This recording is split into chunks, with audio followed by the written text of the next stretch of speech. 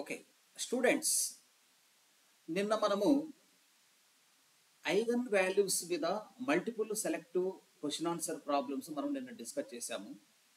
ఈరోజు మనం డిస్కస్ చేసుకోబోయే ప్రాబ్లం ఏంటంటే, ఇది ప్రీవియస్ గేట్ ఎగ్జామినేషన్లో అడిగినటువంటి ప్రాబ్లము.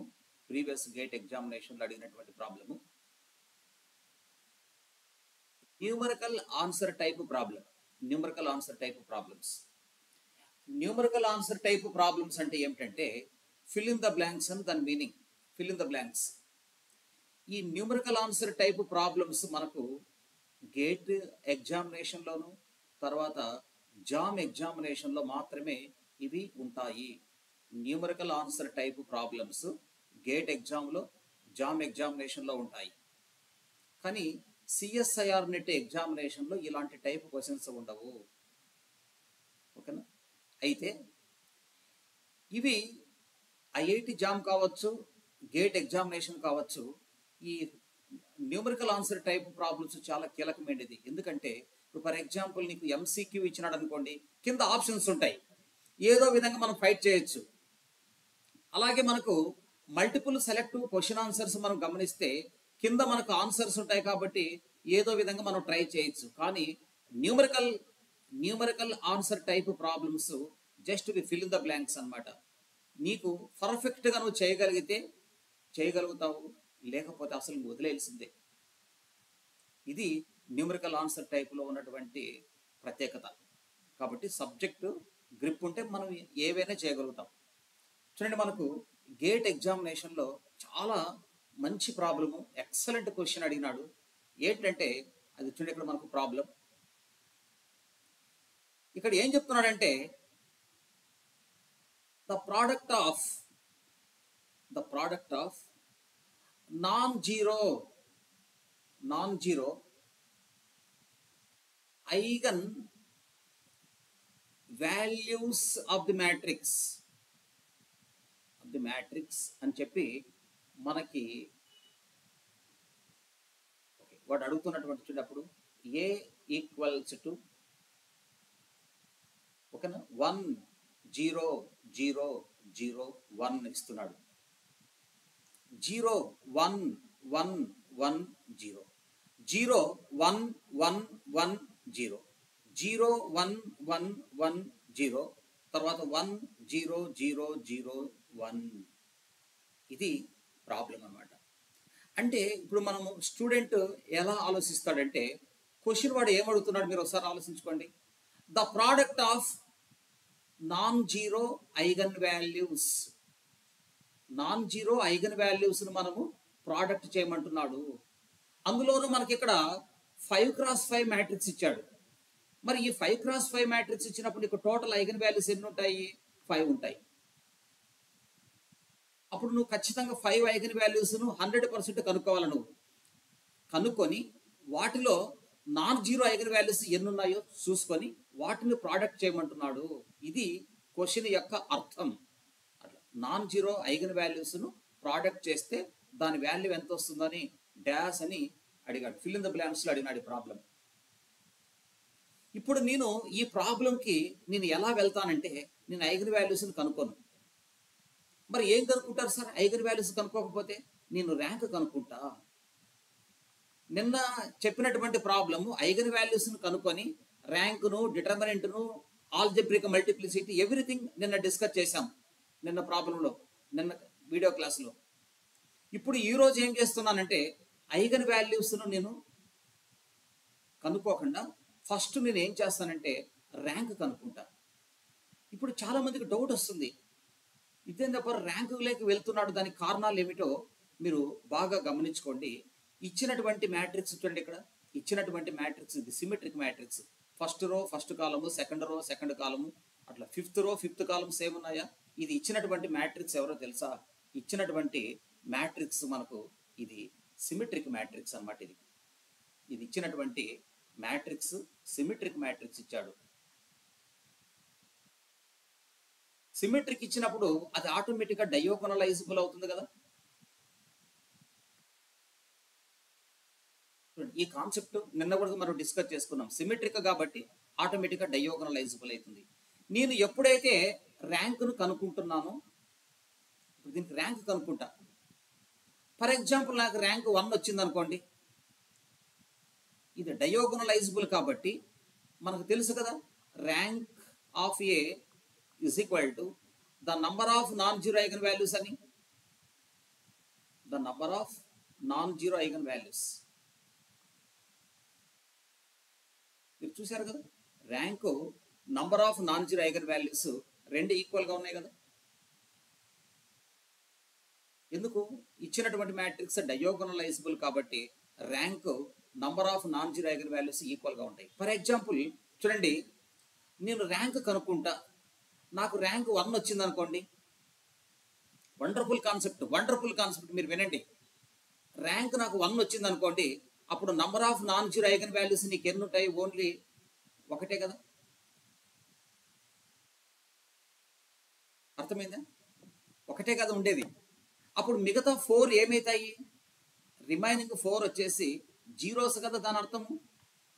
ఒకవేళ నాకు ర్యాంక్ 1 వచ్చింది అనుకోండి, మన అదృష్టం బాగుండి, అప్పుడు number of non zero eigen values నీకు ఎన్ని ఉంటాయి? ఒకటే ఉంటుంది. అప్పుడు రిమైనింగ్ 4 ఏముంటాయి? నీకు జీరోస్ ఉంటాయి. ఎందుకంటే మనకు ఇచ్చినటువంటి మ్యాట్రిక్స్ యొక్క సైజు 5x5 కాబట్టి. ఒకవేళ నీకు ర్యాంక్ నాకు 2 వచ్చింది అనుకోండి, అప్పుడు ర్యాంక్ 2 వచ్చినప్పుడు number of non zero eigenvalues ఎన్ని ఉంటాయి? 2 ఉంటాయి. అప్పుడు రిమైనింగ్ 3 ఐగన్ వాల్యూస్ ఏమై ఉంటాయి? జీరోస్ కదా. చూడండి ఎంత బాగుందో కాన్సెప్ట్. అందువల్ల నేను ర్యాంక్లోకి వెళ్ళిపోతున్నా. ర్యాంక్ చేయగలిగితే, ర్యాంకును మనం ఎప్పుడైతే కనుక్కుంటామో అప్పుడు మనకు number of non zero eigenvalues మనకు తెలిసిపోతాయి. ఎప్పుడైతే నీకు number of non zero eigenvalues తెలిసిపోతాయో మనకు ఐగన్ వాల్యూస్ని కనుక్కోవడం చాలా ఈజీ, తేలికైపోతుంది. కాబట్టి నేను ఇప్పుడు ర్యాంక్ కనుక్కుంటున్నాను. ఇప్పుడు నేను ర్యాంక్ కనుక్కోవడానికి చూడండి, మళ్ళీ స్టెప్స్ పెంచకుండా మనము కొద్దిగా జాగ్రత్తగా ఇక్కడ చూడండి. ఇక్కడ మీరు గమనించుకోండి, ఫస్ట్ రో ఫిఫ్త్ రో రెండు ఐడెంటికల్గా సేమ్ ఉన్నాయా? కాబట్టి నేను ఏం చేస్తున్నానంటే R5 మైనస్ R1 చేస్తాను పిల్లలు. ఎప్పుడైతే నేను R5 మైనస్ R ఇక్కడ అంటే నేను R5ను మాడిఫై చేస్తున్నాను, ఇక్కడ నేను R5 అయిన రోను మాడిఫై చేస్తున్నాను. ఎప్పుడైతే నేను R5 మైనస్ R1 చేస్తానో ఈ రెండు ఐడెంటికల్గా సేమ్ ఉన్నాయి చూడండి.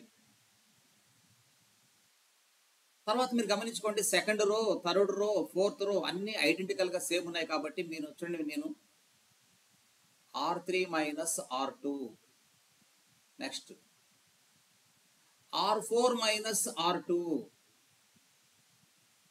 నేను సెకండ్ రో నేనేం టచ్ చేయను, థర్డ్ రోను ఫోర్త్ రోను నేను చేస్తాను. వేరే మెథడ్ కూడా ఉంది, షార్ట్ కట్స్ కూడా ఉంది. ఇక్కడ నీకు ఎక్కలాన్ ఫామ్తో పని లేకుండా నీకు ఆన్సర్ వచ్చేస్తుంది. చూడండి, ఇప్పుడు నేను second row, third row, fourth రో సేమ్ ఉన్నాయి కాబట్టి third row minus second row, next fourth row minus second రోనే యూజ్ చేసుకుంటున్నాను. సార్ నేను fourth row minus third row రాసుకుంటానంటే అట్లా కూడా రాసుకో, ఏం నష్టం లేదు. ఇలా చేసామనుకోండి, అప్పుడు మనం ఎవరిని మాడిఫై చేస్తున్నాం మీరు ఒకసారి గమనించుకోండి. మనం ఎవరిని మాడిఫై చేస్తున్నాం మనం ఒకసారి గమనించుకోండి. మనం మాడిఫై చేస్తున్నది ఎవరినో తెలుసా? ఫిఫ్త్ రోను, థర్డ్ రోను, ఫోర్త్ రోను మనం మాడిఫై చేస్తున్నాం కాబట్టి ఫస్ట్ రోను మనం ఏమి టచ్ చేయము, ఇలాగే ఉంటుంది. సెకండ్ రోను కూడా మనం ఏమి టచ్ చేయము, ఇలాగే ఉంటుంది. మళ్ళీ ఒకసారి పైకి వెళ్తున్నా చూడండి. ఇప్పుడు మీరు గమనించుకోండి, థర్డ్ రోను మాడిఫై చేస్తున్నాం. R3 minus R2, R3 minus R2 అంటే 0 minus 0 0, 1 minus 1 0, 1 minus 1 0, 1 minus 1 0, 0 minus 0 0. కాబట్టి థర్డ్ రో కంప్లీట్గా జీరోస్ వచ్చేస్తాయి. ఫోర్త్ రో కూడా నీకు కంప్లీట్గా జీరోస్ వచ్చేసా. ఫిఫ్త్ రో కూడా నీకు కంప్లీట్గా జీరోస్ వచ్చేసా. అప్పుడు తెలుసా ఇది ఎక్లాన్ ఫామ్ కదా. అప్పుడు number of non zero rows ఎన్ని ఉన్నాయి? మనకు 2 ఉన్నాయి కాబట్టి ర్యాంక్ 2 కదా. Number of non zero rows in echelon form is called rank. అప్పుడు మనకు ర్యాంక్ 2 వచ్చింది కాబట్టి మీరు వెంటనే చెప్పేయచ్చు. అప్పుడు ఇచ్చినటువంటి మ్యాట్రిక్స్కి number of non zero eigenvalues ఎన్ని ఉంటాయి చూడండి, 2 ఉంటాయి.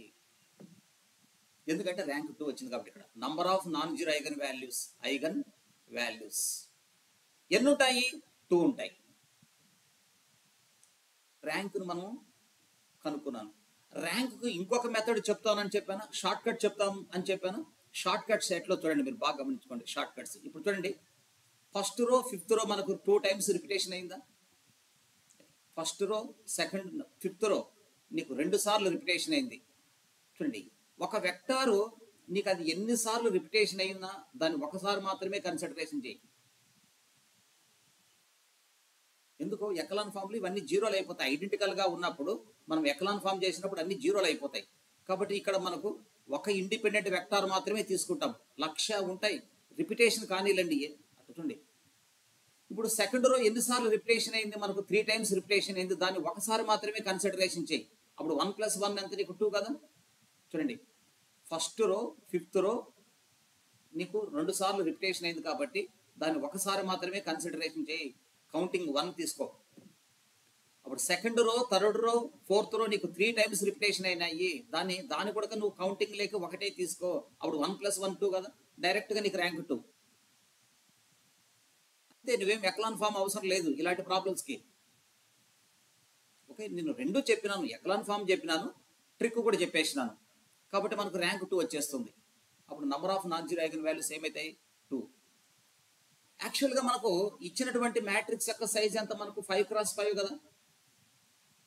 మొత్తం ఎన్ని ఐగన్ వాల్యూస్ ఉంటాయి మన దగ్గర? 5 ఉంటాయి. 5లో నాన్ జీరో ఐగన్ వాల్యూస్ ఎన్ని ఉన్నాయి? 2 ఉన్నాయి. అప్పుడు రిమైనింగ్ 3 ఏంటివి? జీరోస్ అని దాని అర్థం. రిమైనింగ్ 2 ఏంటివి? చూడ, జీరోస్. రిమైనింగ్ 3 వచ్చేసి జీరోస్ అనమాట. ఇప్పుడు నేను మొత్తం చూసారా? ఐగన్ వాల్యూస్ ఎన్ని జీరోస్ ఉంటాయి అంటే 3 జీరోస్ ఉంటాయి, 2 నాన్ జీరోస్ ఉంటాయి. ఎక్సలెంట్గా ఉంది చూడండి కాన్సెప్ట్. ఓకేనా? అది దాని అర్థం. ఎప్పుడైతే నువ్వు నాన్ జీరో ఐగన్ వాల్యూస్ ఎన్ని ఉన్నాయో తెలుసుకుంటే అప్పుడు రిమైనింగ్ ఎవరు? జీరోసే కదా. మనకు ఇంకొక మెథడ్ కూడా ఉంది దీంట్లోనే. మీరు ఇంకొక మెథడ్ కూడా ఉంది. సిల్వెస్టర్స్ ఇన్ఈక్వాలిటీ ఉంది కదంటే ర్యాంక్ నలిటీ థీరం.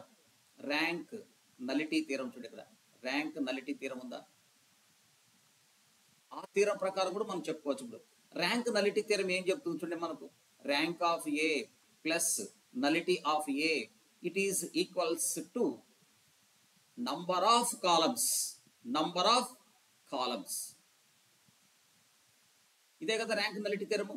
మనకు ర్యాంక్ ఎంత ఉంది? 2 ఉంది. నలిటీ ఇక్కడ నంబర్ ఆఫ్ కాలమ్స్ అన్నప్పుడు మనకు 5 × 5 కాబట్టి అప్పుడు కాలమ్స్ మనకి ఎన్ని వస్తాయి? 5 కాబట్టి వాట్ ఇస్ ద నలిటీ?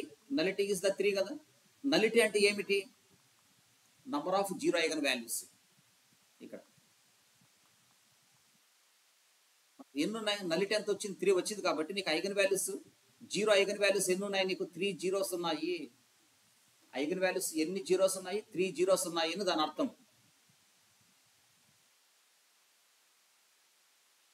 ఇది ఇట్లా చెప్పొచ్చు, అది మీ ఇష్టం. అందుకే నేను 2 ways నేర్పిస్తున్నా మీకు. ఓకే, ఇక్కడ మనం ఆల్రెడీ ఇక్కడ చేసాం చూడండి. ఇక్కడ నాన్ జీరో ఐగన్ వాల్యూస్ 2 ఉన్నాయి. అప్పుడు రిమైనింగ్ 3 ఏంటివి? జీరోస్. నీకు ఏది కంఫర్టబుల్గా ఉంటే దాన్ని ఫాలో అయిపో. బట్ 2 తెలుసుకుంటే చాలా మంచిది. ఓకేనా? ఎస్. ఇప్పుడు నా దగ్గర ఐగన్ వాల్యూస్ 3 ఉన్నాయి, ఇంకా నాకు 2 కావాలా? Yes, already I discussed how to find eigen values. Modulus of a minus lambda I equals to 0. Subtract lambda from principal diagonal elements. Okay, do not touch other elements. Already మనం నిన్న మాట్లాడుకున్నాం. 0 1 minus lambda 1 1 1 0 1 1 minus lambda 1 1.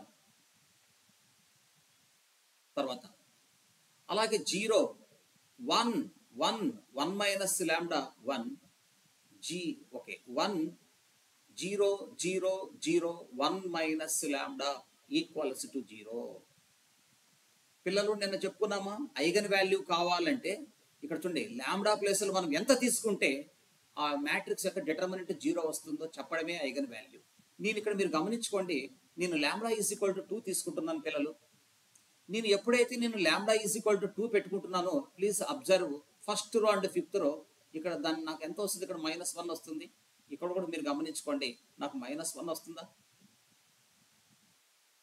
కాబట్టి చూడండి, ఇక్కడ మనకు first row ఏమైతే ఉందో, fifth రో ఏమైతే ఉన్నాయో చూడండి, ఇక్కడ మనకు ఫస్ట్ రో ఫిఫ్త్ రో రెండు ఈక్వల్ గా ఉన్నాయి, ఆపోజిట్ సైన్ లో ఉన్నాయి. ఫస్ట్ రో ఫిఫ్త్ రో రెండు ఈక్వల్ గా ఉన్నాయి, ఆపోజిట్ సైన్ లో ఉన్నాయి. ఇలా ఉంటే 100% ఆ మ్యాట్రిక్స్ కి డిటర్మినెంట్ 0 అయిపోతుంది. చూడండి, అప్పుడు λ 2 పెట్టగానే నాకు డిటర్మినెంట్ 0 వచ్చేసింది. ఎందుకంటే ఫస్ట్ రో ఫిఫ్త్ రో రెండు ఐడెంటికల్ గా సేమ్ ఉన్నాయి అని దాని అర్థం. లేదా దీన్ని మైనస్ తో మల్టిప్లై చేయొచ్చు. నువ్వు ఫిఫ్త్ రోను మైనస్ తో మల్టిప్లై చేస్తే అప్పుడు ఫస్ట్ రో అండ్ ఫిఫ్త్ రో రెండు సేమ్ అయిపోతాయి. మైనస్ నైనా కామన్ది, డిటర్మినెంట్లో కామన్ తీసుకోవచ్చు, ఏం తప్పులేదు. అప్పుడు నీకు ఫస్ట్ రో ఫిఫ్త్ రో రెండు సేమ్ అయిపోతాయి. డెట్ 0 వచ్చేసినాయా? అట్లా 2 రోస్ ఐడెంటికల్ గా సేమ్ వచ్చినాయి కాబట్టి డెట్ 0. కాబట్టి λ 2 అనేటువంటిది ఇచ్చినటువంటి మ్యాట్రిక్స్ ఐగన్ వాల్యూస్ అయిపోయినాయా? ఇప్పుడు మొత్తం టోటల్ గా నా దగ్గర ఎన్ని ఐగన్ వాల్యూస్ ఉన్నాయి పిల్లలు? మొత్తం 4 ఉన్నాయి. ఇంకా నాకు ఎన్ని కావాలా? ఒకటే కావాలి. ఆ ఒకటి మనకు తెలుసు కదా, మీకు ప్రాపర్టీ తెలుసు కదా, some of eigen values. Some of eigen values, okay, some of eigen values, some of eigen values and matrix trace always equal. Some of eigen values and trace of the matrix always equal. మనకు already ఒక eigen value 0, second eigen value 0, third eigen value 0, ఇవన్నీ మీకు తెలుసు కదా. Plus plus fourth eigen value మనకి ఎంత వచ్చింది? 2 వచ్చింది. Fifth eigen value present we don't know. Trace, trace meaning, trace అంటే మనకు మ్యాట్రిక్స్ లో ట్రేస్ చూడండి 5 వస్తుంది చూడండి, ప్రిన్సిపల్ డయాగోనల్ ఎలిమెంట్స్ యొక్క టోటల్. ఓకేనా? అప్పుడు ఫిఫ్త్ ఐగన్ వాల్యూ కూడా మనకి ఎంత అవుతుందో మీరు చూడండి. అప్పుడు ఈ 2 - 5 చేస్తే నీకు 3 కదా వచ్చేది. దేర్ఫోర్ చూడండి ఎంత ఈజీగా ఫైండ్ అవుట్ చేసినాం ఐగన్ వాల్యూస్ ను. 0 0 0 2 3 ఇవే కదా ఇచ్చిన మ్యాట్రిక్స్ ఐగన్ వాల్యూలు. వాడు క్వశ్చన్ ఏమడుగుతున్నాడు? The product of non zero eigenvalues అని అడుగుతున్నాడు. The product of non zero eigenvalues, the product of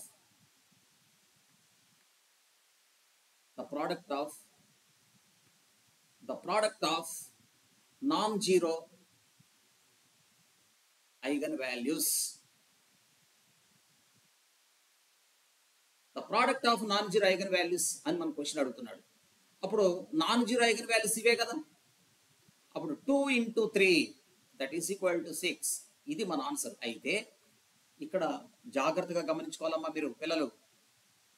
ఇక్కడ మనకు న్యూమరికల్ ఆన్సర్ టైప్ ప్రాబ్లమ్స్లలో నీకు ఇక్కడ 6 అనేది పర్ఫెక్ట్ వాల్యూ వచ్చింది. ఇట్లా పర్ఫెక్ట్ వాల్యూ వచ్చినప్పుడు మనం అది గేట్ ఎగ్జామ్లో అయినా జామ్ ఎగ్జామినేషన్లో అయినా ఇక్కడ న్యూమరికల్ ఆన్సర్ టైప్కి ఆన్సర్ ఇచ్చేటప్పుడు ఇక్కడ నీకు పర్ఫెక్ట్ ఇంటీజర్ వచ్చింది కాబట్టి దీన్ని ఎలా రాయాలంటే మీరు ఆన్సర్ను 6 to 6 అని చూపించాలా. ఇది కరెక్ట్ ఆన్సర్. నువ్వు డైరెక్ట్గా 6 రాస్తే అది రాంగ్ ఆన్సర్. నీ కష్టార్జితం అంతా పోతుంది దెబ్బకి. ఇలా రాయాలి మీరు ఆన్సర్ను. ఫిల్ ఇన్ ద బ్లాంక్స్ లో రూల్స్ ఉన్నాయి. 6 to 6 ఇట్లా ఇది వాడు కరెక్ట్ ఆన్సర్ ఇస్తాడు. ఇది నువ్వు ఇట్లా డైరెక్ట్గా 6 రాస్తే అది రాంగ్ ఆన్సర్. చాలా మంది తెలియక పాపము ప్రాబ్లం అంతా కష్టపడి చేసింటాడు, ఒక్కసారికి వారి కష్టార్జితం అంతా పోగొట్టుకుంటాడు. ఫిల్ ఇన్ ద బ్లాంక్స్ యొక్క రూల్స్ తెలియక. ఆ రూల్స్ ఏంటో ఒకసారి మనం తెలుసుకుందాం చూడండి. ఎందుకంటే అన్ని తెలుసుకోవాలి మనం. ఇప్పుడు ఫర్ ఎగ్జాంపుల్ నీకు 2/3 వచ్చింది అనుకోండి, ఇది తీసుకోకూడదు. అప్పుడు నీకు 0.66 ఇది కరెక్ట్ ఆన్సర్, ఇది రాంగ్ ఆన్సర్. అంటే రేషియో ఫామ్ తీసుకోకూడదు. వానికి ఎప్పుడు న్యూమరికల్ వాల్యూవే కావాలా. ఒకవేళ నీకు ఎక్కడన్నా కానీ ఒక ప్రాబ్లం ఇట్లా నీకు ఇట్లా లెటర్స్ ఈ వచ్చింది అనుకోండి, ఏదో ఒక ప్రాబ్లం సాల్వ్ చేసావు, ఈ వచ్చింది, ఇది తీసుకోకూడదు. 2.714 ఇది కరెక్ట్ ఆన్సర్, ఇది రాంగ్ ఆన్సర్. అంటే నువ్వు చేసింది కరెక్టే, కానీ వాడుకు ఆ ఫిల్ ఇన్ ద బ్లాంక్స్ లో ఇది ఇవ్వాలా, ఇది ఇస్తే రాంగ్ ఆన్సర్. నీకు ఫర్ ఎగ్జాంపుల్ ఏదో ఒక ప్రాబ్లం చేసావు, దాని ఆన్సర్ ఎగ్జాక్ట్గా 2 + √3 వచ్చింది, నువ్వు తీసుకెళ్ళి ఇది రాసావు అనుకోండి, తప్పు అవుతుంది. అప్పుడు నువ్వేం చేయాలా? 2 + √3 అంటే 1.732, 3.732. వాడు ఒక్కొక్కసారి ఏమని చెప్తూ అంటాడు చూడండి, అప్ టు 3 డెసిమల్ ప్లేసెస్ అంటాడు. Up to 3 decimal places. నేను ఏదో ఒక ప్రాబ్లం సాల్వ్ చేశాను, నాకు 7 వచ్చింది, పర్ఫెక్ట్ వాల్యూ 7 వచ్చింది. వాడు ఏమడుగుతున్నాడు, అప్ టు 3 డెసిమల్స్ అన్నాడు కాబట్టి పాయింట్ తర్వాత 000 అని మీరు ఇలా రాయాల్సి ఉంటుంది. వాడు ఏమి చెప్పలేదు అనుకోండి, 7 వచ్చింది, అప్పుడు దాన్ని మనం ఎలా రాసుకోవాలి, మనము 7 to 7 అని రాయాలి. ఇలాంటి రూల్స్ అంటే రెగ్యులేషన్స్ గా నువ్వు ఫాలో కాకపోతే మొత్తం నీ కష్టార్జితం బూడిదలో పోసిన పన్నీర్ అయిపోతుంది. పిల్లలు జాగ్రత్తగా, చాలామంది పాపం ఒకసారి మాకు మా మా అకాడమీలో కోచింగ్ తీసుకున్న పిల్లవాడే పాపం తెలియక, మనం చెప్పింటాము అప్పుడు క్లాసులకు వచ్చి ఉండాలి కదా, ఓకే, తెలియక ఒక 3 క్వశ్చన్స్ పొరపాటు చేసుకుని వచ్చినాడు. గేట్ ఎగ్జామినేషన్లో కానీ ఐఐటి జామ్ ఎగ్జామినేషన్లో కానీ 1 మార్క్ కూడా చాలా ఇంపార్టెంట్. 1 మార్క్ కూడా మినిమం ఒక 1000-1500 డిఫరెన్స్ చూపిస్తుంది. గేట్లు అయితే 2000, ఒక 1 మార్క్ కూడా చాలా వేరియేషన్ చూపిస్తుంది. 1500-1000 తగ్గకుండా వేరియేషన్ చూపిస్తుంది 1 మార్క్ డిఫరెన్స్. కాబట్టి చాలా జాగ్రత్తగా చూసుకోండి. కాబట్టి మనము ఇలాంటి ప్రాబ్లమ్స్ మనము ఎవ్రీడే మన జిఎస్ఎన్ అకాడమీ యూట్యూబ్ ఛానల్ నుంచి మీకు రెగ్యులర్గా క్వశ్చన్స్ వస్తాయి. ఓకే, తర్వాత మీరు సబ్స్క్రైబ్ చేసుకోండి, లైక్ చేయండి, 10 మందికి చెప్పండి. ఓకే, మనం ఇంకా ఒక 3 days 4 days అయిన తర్వాత మనము ఇక్కడ చాప్టర్ వైజ్ రావడానికి ప్రయత్నిస్తాం అన్నమాట. చాప్టర్ వైజ్ కొన్ని ప్రాబ్లమ్స్ ఇట్లా మ్యాక్సిమమ్ మీకు సబ్జెక్టును అర్థం చేసుకోవడానికి మా వైపు నుంచి మీకు ఎలా చేయాలో అన్ని వైపులా ప్రయత్నిస్తాము. అలాగే ఇంకా ఒక 4-5 రోజుల తర్వాత ఈ తెలంగాణ సెట్ పడింది కదా నోటిఫికేషన్, మనము డైరెక్ట్ యూట్యూబ్ ఛానల్తో మనము లైవ్ క్లాసెస్ కూడా ఇవ్వబోతున్నాం. తర్వాత తెలంగాణ